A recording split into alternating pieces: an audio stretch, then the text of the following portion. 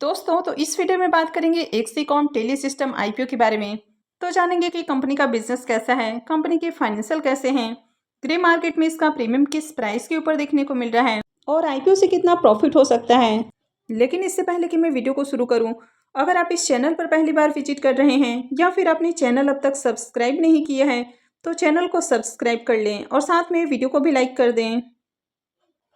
तो सबसे पहले आईपीओ के डिटेल्स की बात करें तो आईपीओ 27 फरवरी से ओपन होने वाला है, यानी कि मंगलवार से ओपन होने वाला है और ये 29 फरवरी को क्लोज हो जाएगा। फेस वैल्यू 10 रुपये पर शेयर है। बुकिंग प्राइस 142 रुपये है और आईपीओ में 100 शेयर्स का लॉट है। आईपीओ के साइज को देखें तो आईपीओ 429 करोड़ रुपए का है। यहाँ पर 329 करोड़ रुपए के फ्रेश इशू हैं और 100 करोड़ रुपए का ऑफर फॉर सेल रखा गया है और ये मेन बोर्ड आईपीओ है। तो कंपनी बीएससी और एनएससी पे लिस्ट होने वाली है। तो एक्सीकॉम टेलीसिस्टम कंपनी के बिजनेस की बात करें तो कंपनी 1994 में इनकॉर्पोरेट हुई है और ये company power system, electric vehicles charging और भी दूसरे रिलेटेड सॉल्यूशंस ऑफर करते हुए देखने को मिलती है। तो कंपनी के बिजनेस को देखा जाए तो इसको 2 वर्टिकल्स में डिवाइड किया जा सकता है। पहला है पावर सिस्टम और दूसरा है ईवी चार्जिंग सॉल्यूशंस। तो पावर सिस्टम के अंतर्गत कंपनी डिजिटल कम्युनिकेशंस नेटवर्क को अनइंटरप्टेड पावर सॉल्यूशंस ऑफर करते हुए देखने को मिलती है। वहीं पर अगर ईवी चार्जिंग सॉल्यूशंस की बात करें, कंपनी इंडिया के साथ ही साउथ ईस्ट एशिया में भी 6000 से ज़्यादा एसी और डीसी चार्जर डिप्लॉय कर चुकी है। तो कंपनी जो ईवी चार्जर सॉल्यूशंस ऑफर करते हुए देखने को मिलती है उनको इस तरह से डिजाइन किया गया है ताकि कैसे भी इन्वायरमेंटल कंडीशन देखने को मिले वो सुचारू रूप से काम करते रहे। 31 मार्च 2023 तक देखें तो ईवी चार्जर मैन्युफैक्चरिंग वाली सेगमेंट में इंटर करने वाली ये पहली कुछ चुनिंदा कंपनियों में देखने को मिली है। तो कंपनी एसी और डीसी दोनों तरह के चार्जर इंस्टॉल करते हुए देखने को मिलती है।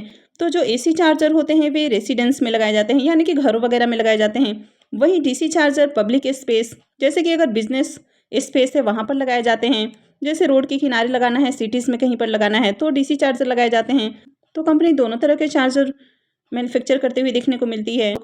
तो 30 सितंबर 2023 तक देखें तो कंपनी इंडिया के 400 लोकेशंस के ऊपर 61,000 से भी ज़्यादा ईवी चार्जर इंस्टॉल कर चुकी है। अब कंपनी टेलीकॉम सेक्टर में एप्लीकेशंस के लिए भी 4,70,810 लिथियम आयरन बैटरी डिप्लॉय कर चुकी है। तो इसकी जो स्टोरेज कैपेसिटी है वो लगभग 2.10 गीगावाट हर्ट्ज के बराबर देखने को मिलती है। तो सितंबर 2023 तक बात करें तो कंपनी 70 से ज़्यादा कस्टमर्स को ईवी चार्जर सप्लाई करते हुए देखने को मिलती है। तो इसमें 15 ऑटोमोटिव ओईएम वाली कंपनियां देखने को मिल जाती है, 32 इसमें नेशनल और रीजनल सीपीओज, 4 फ्लीट एग्रीगेटर्स हैं। तो कंपनी की अगर ओवरऑल बिजनेस की बात करें तो कंपनी का बिजनेस अच्छा देखने को मिल रहा है। अभी आने वाला जो समय है वो आपको ईवी के अंदर ही देखने को मिलेगा, यानी कि आने वाले समय में लोग पेट्रोल और डीजल गाड़ियों से ईवी गाड़ियों की ओर शिफ्ट होने वाले हैं। तो जो पेट्रोल और डीजल वाली गाड़ियाँ आपको देखने को मिलती है तो इससे पोल्यूशंस भी काफ़ी ज़्यादा होता है। तो इसकी जगह लोग अब ईवी वाली गाड़ियों की ओर शिफ्ट होने वाले हैं। तो आने वाले समय में ईवी में आपको बहुत ज़्यादा स्कोप देखने को मिलता है और ये कंपनी ईवी चार्जर लगाते हुए देखने को मिलती है, यानी कि ईवी चार्जर मैन्युफैक्चरिंग कंपनी है। तो इनका फ्यूचर भी आपको ब्राइट देखने को मिलता है। कंपनी के फाइनेंशियल को देखें तो फाइनेंशियल 21 से फाइनेंशियल 23 का कंप्लीट फाइनेंशियल देखने को मिलता है और फाइनेंशियल 24 के 2 क्वार्टर यानी कि 6 मंथ का फाइनेंशियल देखने को मिलता है। तो कंपनी के एसेट के अंदर देखें तो फाइनेंशियल 22 के पीरियड में एसेट में गिरावट देखने को मिली है, लेकिन ओवरऑल देखें तो एसेट के अंदर आपको ग्रोथ ही देखने को मिली है। कंपनी के रेवेन्यू को भी देखें तो कंपनी के रेवेन्यू भी साल दर साल बढ़ते हुए देखने को मिले हैं। कंपनी के प्रॉफिट को भी देखें तो फाइनेंशियल 21 में कंपनी 3.45 करोड़ का प्रॉफिट बनाती है, फाइनेंशियल 22 में बढ़ के 5.14 करोड़ हो जाता है, फाइनेंशियल 23 में 6.37 करोड़ और फाइनेंशियल 24 के 2 क्वार्टर में देखें तो 27.46 करोड़ इसका प्रॉफिट देखने को मिल रहा है। तो कंपनी लगातार प्रॉफिट में देखने को मिल रही है। अब यहाँ पर देखा जाए तो कंपनी बहुत ज़्यादा प्रॉफिट बनाती हुई देखने को नहीं मिल रही है, लेकिन इसके प्रॉफिट में साल दर साल आपको ग्रोथ देखने को मिल रही है। कंपनी के नेटवर्थ को भी देखें तो कंपनी के नेटवर्थ भी बढ़ते हुए देखने को मिले हैं, साथ ही कंपनी के जो रिजर्व हैं वो साल दर साल आपको बढ़ते हुए देखने को मिले हैं। और कंपनी के अगर डेट को देखें तो कंपनी के जो डेट हैं वो पहले के मुकाबले कम हुए हैं। तो करेंट में कंपनी के ऊपर 72.84 करोड़ का कर्ज देखने को मिल जाता है। तो कंपनी के ऊपर ज़्यादा डेट भी नहीं है, तो कंपनी के ऊपर आपको ज़्यादा डेट देखने को नहीं मिलता है। कंपनी के पास देखें तो ऑलरेडी आपको बढ़िया रिजर्व देखने को मिलता है और कंपनी भी प्रॉफिटेबल देखने को मिल रही है। तो कंपनी के मार्केट कैप को देखें तो कंपनी 1715 करोड़ रुपए की है, यानी कि स्मॉल कैप साइज की कंपनी देखने को मिलती है। कंपनी के आरओई और आरओसी नंबर को देखें तो ये दोनों ही नंबर आपको डाउन देखने को मिल रहे हैं। तो आपने देखा कि कंपनी के जो प्रॉफिट है वो आपको कम देखने को मिल रहे हैं, यानी कि साल दर साल कंपनी के प्रॉफिट में आपको ज़्यादा इजाफा देखने को नहीं मिल रहा है। और रिटर्न ऑन नेटवर्थ को भी देखें तो ये भी आपको ज़्यादा देखने को नहीं मिल रहा है। अब अगर आप इसके पी मल्टीपल को देखें तो इसका जो पी मल्टीपल है वो 217.63 का देखने को मिल रहा है। तो कंपनी काफ़ी ओवर वैल्यूड प्राइस के ऊपर अपना IPO लेकर आ रही है। तो जब किसी भी चीज़ की मार्केट के अंदर आपको अच्छी डिमांड देखने को मिलती है, यानी कि अभी देखा जाए तो सोलर और EV की काफ़ी अच्छी डिमांड आपको देखने को मिल रही है, तो इस तरह की जो कंपनियां इस सेगमेंट में काम करती हुई देखने को मिलती हैं, तो ये इस मौके का भरपूर फायदा उठा रही हैं।